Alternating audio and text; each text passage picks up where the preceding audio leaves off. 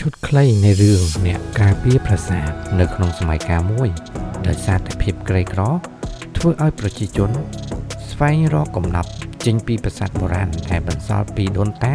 កាលពីរាប់ពាន់ឆ្នាំមុនដោយពួកគេគិតថាពួកគេអាចនឹងរកបាននៅកំណប់ដ៏មានតម្លៃដែលលាក់កប់ទុកនៅក្នុងប្រាសាទនីមួយៗការដែលពួកគេធ្វើបែបនេះពួកគេភ្លេចគិតថានៅក្នុងប្រាសាទនីមួយៗតែងតែមានអ្នកតាមថាទាំងនោះទៀតសោតមានទាំងបារមីនិងមនុស្សដែលរស់នៅតំបន់នោះដែលដូនតារបស់ពួកគេផ្ដាំតគ្នាឲ្យកូនចៅជំនាន់ក្រោយការពារប្រាសាទ